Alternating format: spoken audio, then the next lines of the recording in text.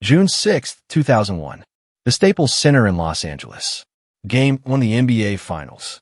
The defending champion Lakers, led by Shaquille O'Neal and Kobe Bryant, were riding a perfect 11-0 playoff record. They were unstoppable. They were inevitable.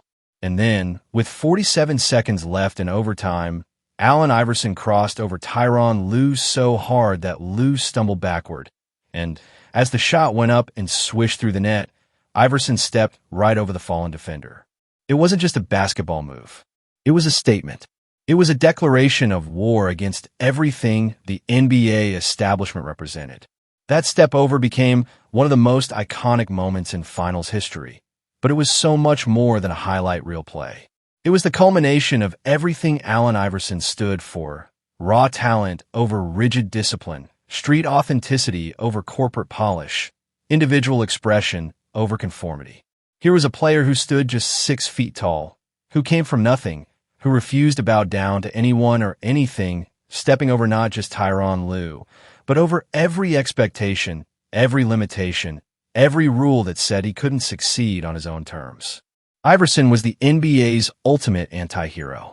While other superstars followed the textbook path of endless practice sessions, perfect conditioning, and media-friendly personas, AI carved out his own lane. He was the guy who would later become infamous for his "we talking about practice" press conference, the player who showed up to games hungover, who got tattoos when the league frowned upon them, who wore baggy clothes and cornrows when the NBA was trying to clean up its image. And yet, somehow, this rebel without a cause managed to humiliate legends like Michael Jordan, dominate giants like Shaquille O'Neal, and outshine rising stars like Kobe Bryant. How does someone who seemingly broke every rule of professional basketball success end up as one of the most influential players in NBA history? How does a player who allegedly refused to practice become the one who gave Kobe nightmares, who crossed up Jordan, and who single-handedly took down the mighty Lakers machine in Game 1 of the 2001 Finals? The answer lies not in what Allen Iverson did in practice, but in what life practiced on him long before he ever picked up a basketball. This is the story of how adversity forged the most unlikely superstar the NBA has ever seen, and why that step over in the finals was really Allen Iverson stepping over every obstacle that ever tried to keep him down. Chapter 2. Born from Chaos. To understand Allen Iverson's defiant spirit, you have to go back to where it all began, Hampton, Virginia, in the late 1970s and early 1980s. This wasn't just poverty. This was survival mode from day one. Allen Iverson was born on June 7th, 1975, to an Iverson, who was just 15 years old when she became a mother. 15, still a child herself, trying to raise a child in circumstances that would break most people before they even got started. The Iverson household was chaos personified. There was no father figure in the traditional sense. Allen's biological father was absent, leaving a teenage mother to navigate the world alone with a newborn.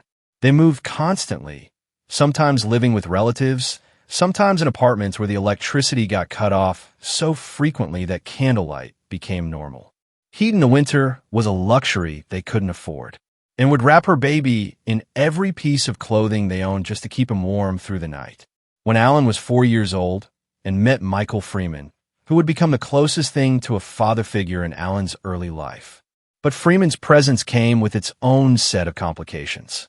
He was in and out of jail throughout Allen's childhood, serving time for various offenses.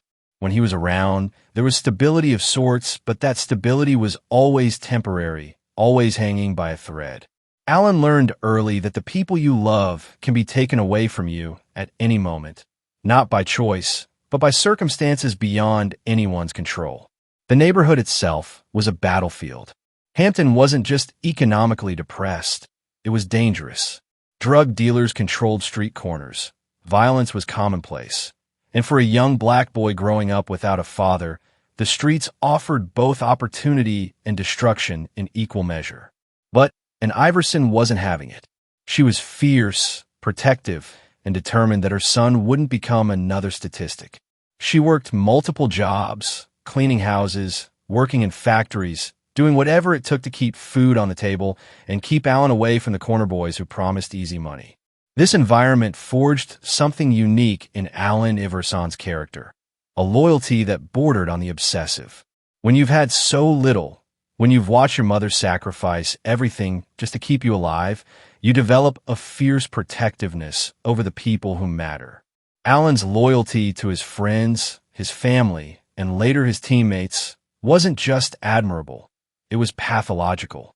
He would ride with you to the end of the earth if you proved you were genuine, but cross him or his people, and you'd see a fury that came from years of having to defend everything he cared about. The irony of Allen Iverson's basketball career is that basketball wasn't even his first love, it was football, and he was absolutely electric on the football field. Playing quarterback at Bethel High School, Iverson was a dual-threat nightmare for opposing defenses.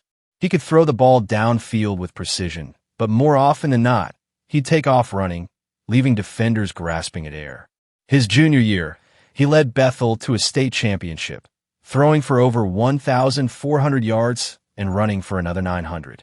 College scouts were already circling, talking about full-ride scholarships to major programs. And Iverson had other plans. She'd watched too many young men in their neighborhood get chewed up by the violence of football, seen too many dreams ended by injuries that left promising athletes with nothing but memories and damaged bodies. Basketball, she reasoned, was safer. It was still competitive, still offered the possibility of scholarships and a way out, but without the bone-crushing hits that could end everything in a single play. Allen resisted at first. He thought basketball was soft, a sport for people who couldn't handle the real violence of football. And Iverson didn't negotiate when it came to her son's future. So reluctantly, almost resentfully, Allen Iverson picked up a basketball. He had no way of knowing that this decision, made by a worried mother trying to protect her son, would change not just his life, but the entire culture of the NBA. The same lightning-quick reflexes that made him impossible to sack as a quarterback would make him impossible to guard as a point guard. The same fearlessness that let him stand in the pocket against charging linebackers would let him drive fearlessly into lanes filled with 7-foot giants. And the same chip on his shoulder that came from growing up with nothing would fuel a basketball career that refused to bow down to anyone or anything. But first, that chip on his shoulder was about to get a whole lot bigger. Because Allen Iverson's journey to basketball immortality was about to take a detour through the American justice system. And what happened next would either destroy him completely or forge him into something unbreakable. February 14th, 1993. Valentine's Day. Most 17-year-olds are worried about dates and gifts and teenage romance. Allen Iverson was about to have his life turned upside down in a way that would either destroy him or transform him into something unbreakable. What happened that night at Circle Lane's bowling alley in Hampton would become the defining moment of his youth, not because of what he did, but because of what the system did to him. The story, as it unfolded in court and in the media, was straightforward enough. A brawl broke out at the bowling alley between a group of black teenagers and a group of white patrons. Chairs were thrown, people were hurt, and when the smoke cleared, Allen Iverson, the star quarterback and basketball player at Bethel High School, was identified as one of the instigators.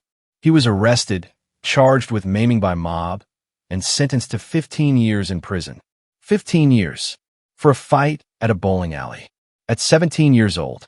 But here's what made the whole situation so twisted, so emblematic of everything wrong with the justice system that Allen had grown up watching destroy his community. Allen Iverson swore, under oath, that he wasn't even involved in the fight. His story was consistent from day one. He was at the bowling alley, yes, but when the fight broke out, he left. He didn't throw chairs, he didn't hit anyone, he didn't participate in the violence. His friends backed up his story. There were witnesses who supported his version of events. But none of that mattered. What mattered was that Allen Iverson was young, black, and famous in Hampton. He was the kind of kid who attracted attention, who drew crowds, who represented something that made certain people uncomfortable. He wore his hair in braids. He carried himself with a confidence that some mistook for arrogance. And he was talented enough that everyone knew his name. In a town where racial tensions simmered just beneath the surface, Allen Iverson became a convenient target. The trial itself was a farce. Despite being 17, Allen was tried as an adult, a decision that would haunt the rest of his life. The evidence against him was circumstantial at best, contradictory at worst. Eyewitness testimony was inconsistent, and the prosecution's case relied heavily on the assumption that because Allen was there, and because he was who he was, he must have been involved. The defense argued that this was a case of mistaken identity, that Allen was being scapegoated because of his prominence in the community. The jury didn't care. When that guilty verdict came down, it wasn't just Allen Iverson who was sentenced. It was his dreams, his future, his mother's sacrifices, everything his family had worked for. 15 years in Virginia's correctional system for a crime he maintained he didn't commit.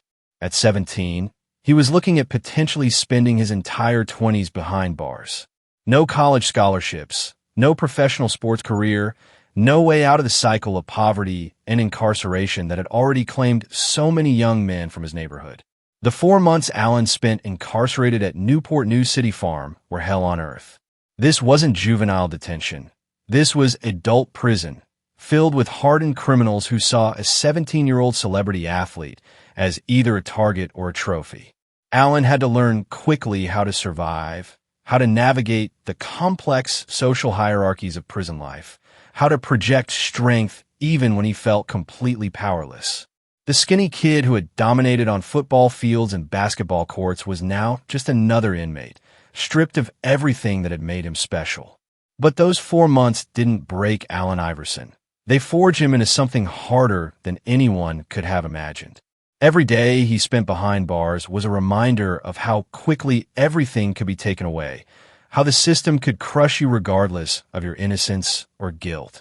He developed a mistrust of authority that would follow him for the rest of his career, a defiance born not from rebellion for rebellion's sake, but from the knowledge that the system was rigged against people like him. The salvation came from an unexpected source, John Thompson, the legendary basketball coach at Georgetown University. Thompson was known for taking chances on players that other coaches wouldn't touch, for seeing potential where others saw problems. But what Thompson did for Allen Iverson went beyond basketball. It was an act of pure faith in human potential. Thompson used his influence, his connections, his reputation to get Allen's conviction overturned on appeal. More than that, he offered Allen a full scholarship to Georgetown, a chance to escape Hampton and everything that had tried to destroy him. But Thompson's intervention came with conditions. Allen would have to prove himself not just on the basketball court, but in the classroom and in life. He would have to channel all that anger, all that defiance, all that pain into something productive. Thompson had seen the fire in Allen Iverson's eyes. The question was whether that fire would consume him or forge him into something extraordinary. When Allen walked out of prison and into Thompson's office at Georgetown, he wasn't the same 17-year-old who had gone to a bowling alley on Valentine's Day. He was harder, angrier, more determined than ever to prove that he wouldn't be broken by a system that had tried to throw him away. The experience had confirmed everything he'd learned growing up in Hampton, that nobody was going to give him anything, that he'd have to take everything he wanted, and that the only person he could truly count on was himself. That mistrust, that defiance, that absolute refusal to bow down to authority. These weren't character flaws to be corrected. They were survival mechanisms that had been forged in the fire of genuine injustice. And soon, Allen Iverson would bring all of that fire to the basketball court, where it would burn so bright that it would illuminate the entire NBA. Georgetown University, 1994. John Thompson's Hoyas program was known for producing tough, fundamentally sound players who understood that basketball was about more than individual glory.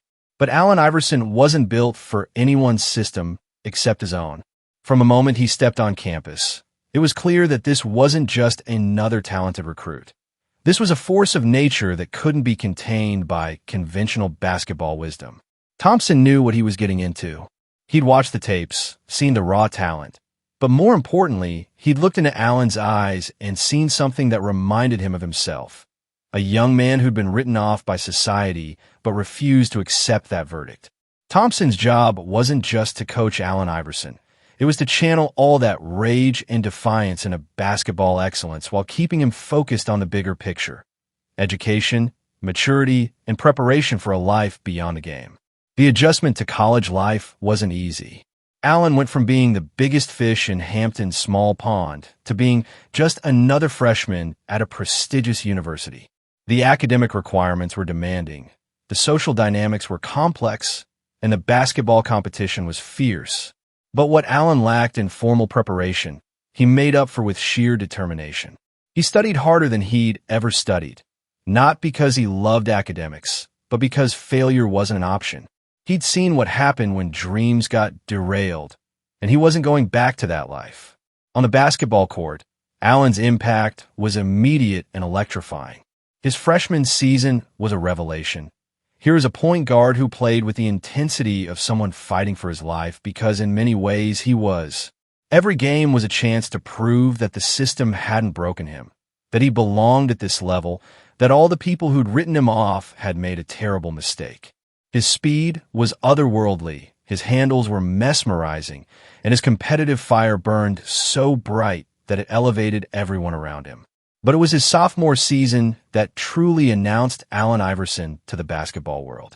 The Hoyas made a deep run in the NCAA tournament, and Allen's performances were nothing short of spectacular.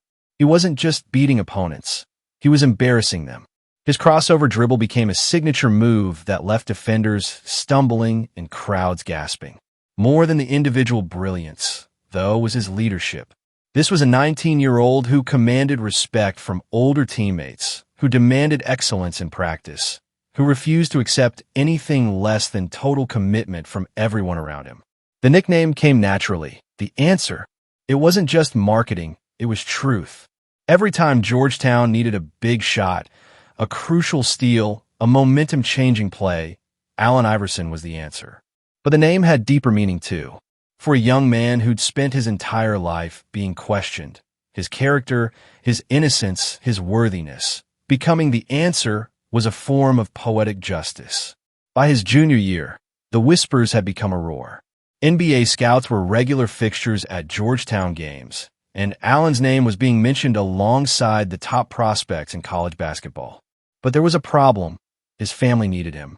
And Iverson was still struggling financially, still working multiple jobs just to make ends meet. The promise of guaranteed NBA millions was becoming harder to ignore, especially when every month that passed was another month his mother had to worry about paying bills. The decision to leave Georgetown after 2 years wasn't made lightly. Thompson tried to convince Allen to stay, arguing that another year of college would better prepare him for the rigors of professional basketball. But Allen had learned long ago that sometimes you have to take opportunities when they present themselves, because there's no guarantee they'll be there tomorrow. His family's immediate needs outweighed the theoretical benefits of another year in college. The 1996 NBA draft was loaded with talent. Marcus Camby, Ray Allen, and Kobe Bryant were all expected to go early. But there was no question about who would be the number one pick. The Philadelphia 76ers, fresh off a disastrous season, needed a franchise-changing player, and Allen Iverson was exactly that. At just 21 years old, standing 6 feet tall and weighing 165 pounds soaking wet, he was about to enter a league dominated by giants. The skeptics were everywhere. How could someone that small succeed in the NBA?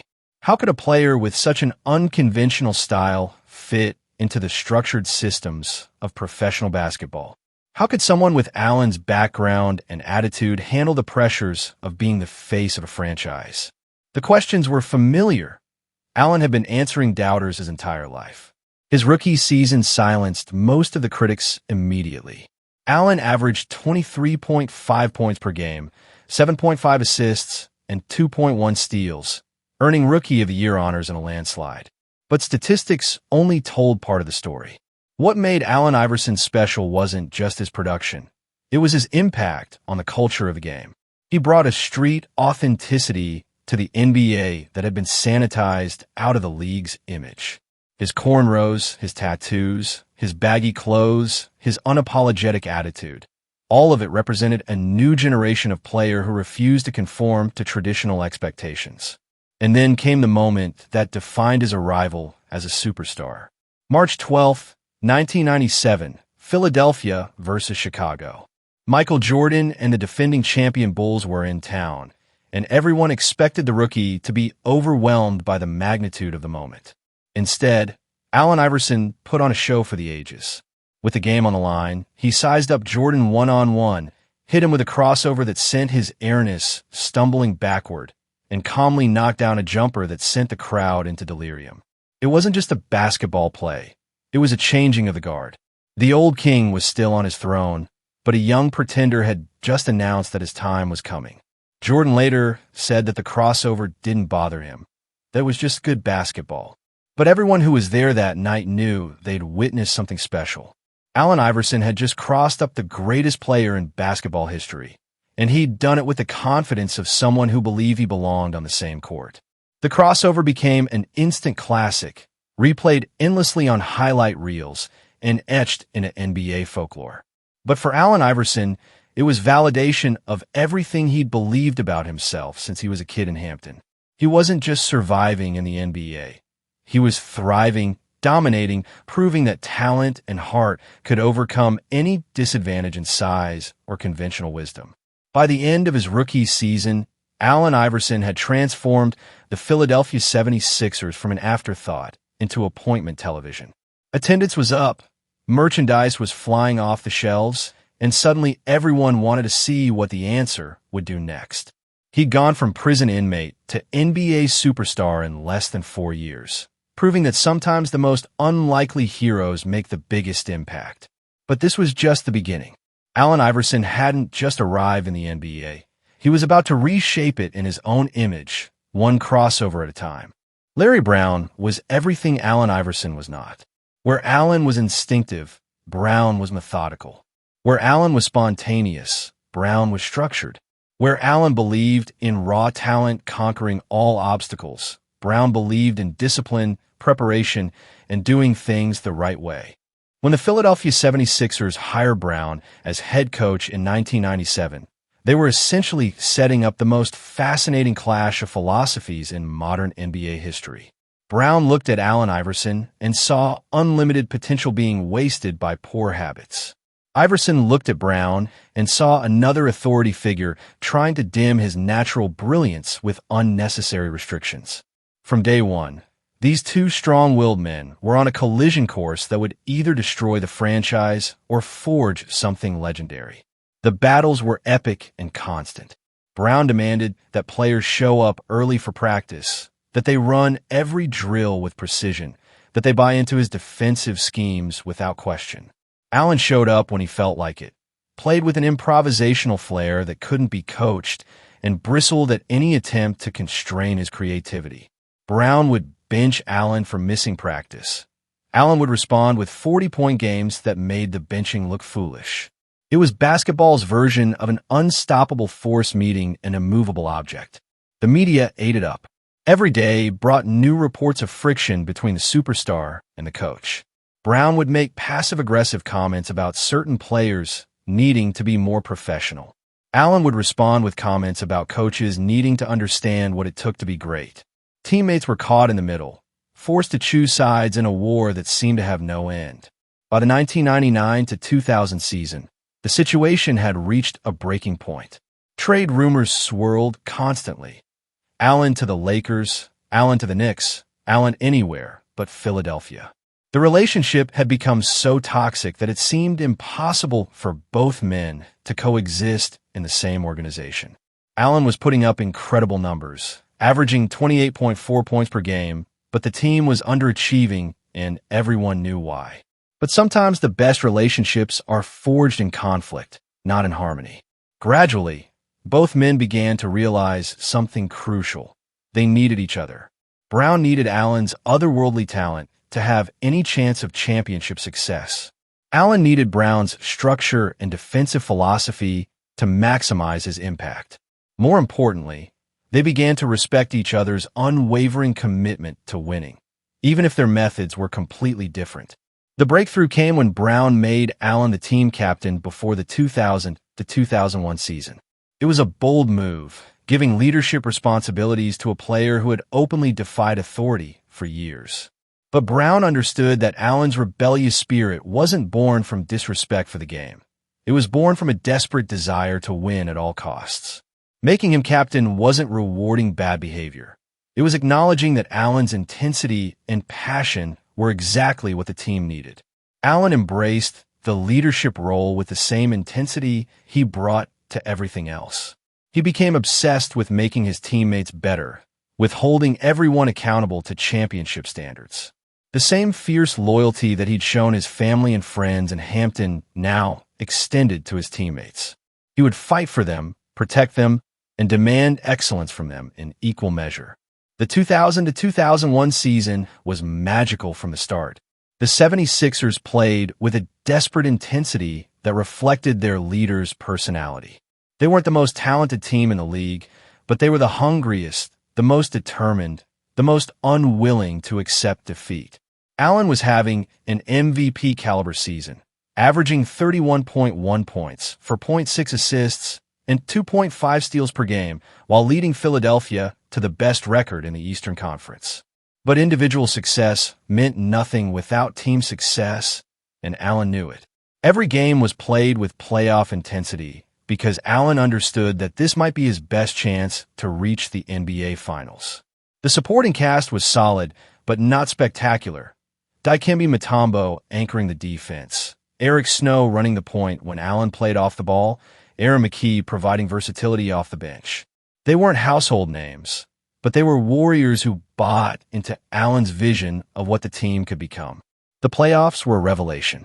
Allen elevated his game to supernatural levels, willing the 76ers through tough series against Indiana, Toronto, and Milwaukee. His performances were masterpieces of competitive fury, diving for loose balls, taking impossible shots, playing 45 minutes a night with the kind of intensity that left opponents physically and mentally drained. And then came the NBA Finals and the ultimate test. The Los Angeles Lakers were everything the 76ers were not: star-powered, experienced, seemingly invincible. Shaquille O'Neal was at the peak of his dominance, averaging 33 points and 16 rebounds in the playoffs. Kobe Bryant was emerging as a superstar in his own right. The Lakers had swept through the Western Conference playoffs, going 11-0 and looking utterly unstoppable. Game 1 at the Staples Center was supposed to be a coronation. The Lakers were heavily favored. The media had already started discussing their dynasty, and most observers expected Philadelphia to be overwhelmed by the moment. Instead, Allen Iverson delivered one of the greatest individual performances in finals history. 48 points on 18 of 41 shooting, 7 assists, 5 steals, playing all 53 minutes of an overtime thriller that ended with the 76ers stunning the basketball world 107-101. But it wasn't just the numbers that made the performance legendary. It was the way Allen carried himself throughout the game. Every shot was contested. Every drive was through traffic. Every possession was played like his life depended on it. And then came the step over. With 47 seconds left in overtime and Philadelphia clinging to a lead, Allen hit a jumper over Tyronn Lue and literally stepped over the fallen defender. It was the perfect encapsulation of everything Allen Iverson represented: fearless, defiant, utterly convinced of his own greatness, even in the face of impossible odds. The Lakers would win the series in 5 games, but Game 1 had accomplished something more important than a championship. It had cemented Allen Iverson's legacy as one of the greatest competitors in NBA history. At 6 feet tall and 165 pounds, he had gone toe-to-toe with giants and proven that heart could triumph over size, that will could overcome superior talent. The aftermath brought both triumph and tragedy. Allen won the MVP award, becoming the shortest player ever to receive the honor. But the physical toll of carrying a team to the finals while playing Brown's demanding style was enormous. The famous practice press conference came after a disappointing playoff exit the following year. And while it was widely mocked, those who understood Allen knew it was really a cry of pain from a player whose body was breaking down from years of giving everything he had.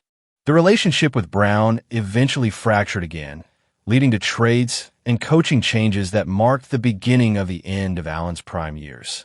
But for one magical season, the unlikely partnership between the rebellious superstar and the demanding coach had created something beautiful. A team that proved that sometimes the most volatile combinations produce the most spectacular results. When the dust settled on Allen Iverson's NBA career, the numbers told only part of the story. 4 scoring titles, 11 All-Star appearances, 1 MVP award, and a career average of 26.7 points per game. But statistics could never capture what Allen Iverson really meant to basketball and to the culture at large.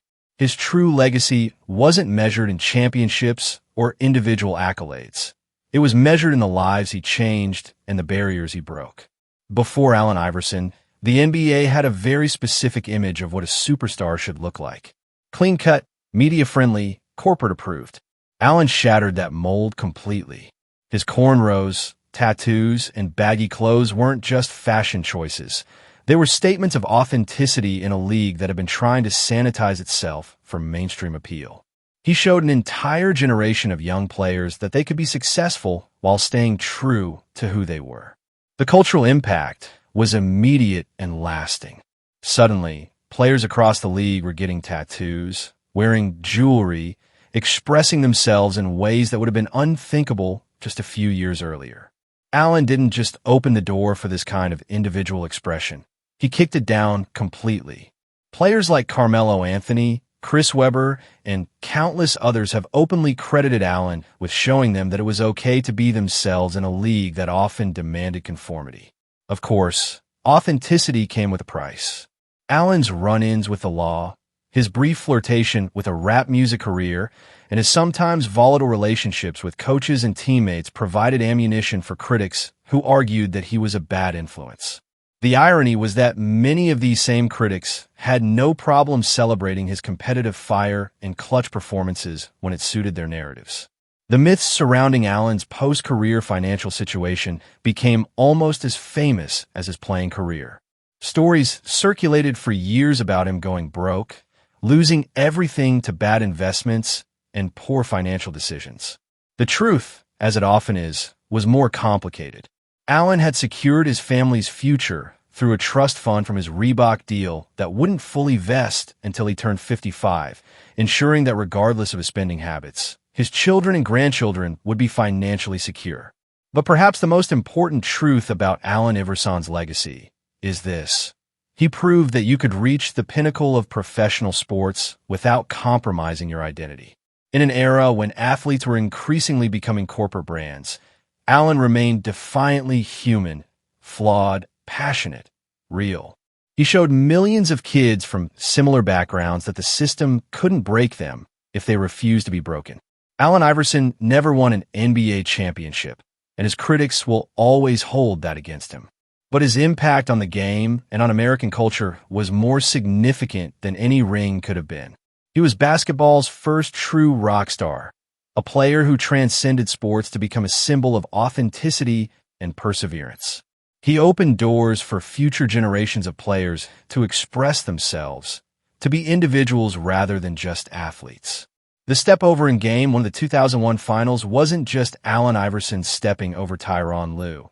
It was him stepping over every limitation, every expectation, every person who ever told him he wasn't good enough, big enough, or conventional enough to succeed at the highest level. And in doing so, he showed the world that sometimes the greatest victories come not from conforming to the system, but from forcing the system to change around you. That's Allen Iverson's true legacy. Not just what he accomplished, but what he made possible for everyone who came after him. He was, is, and always will be the answer to the question of whether authenticity can triumph over conformity, whether heart can overcome size, whether one person can change an entire culture simply by refusing to be anyone other than themselves. If this story of Allen Iverson's incredible journey inspired you, make sure to hit that like button and subscribe to Hoops Hindsight for more deep dives into the stories that shaped basketball history. What other NBA legends would you like us to cover next? Drop your suggestions in the comments below, and we'll see you in the next video.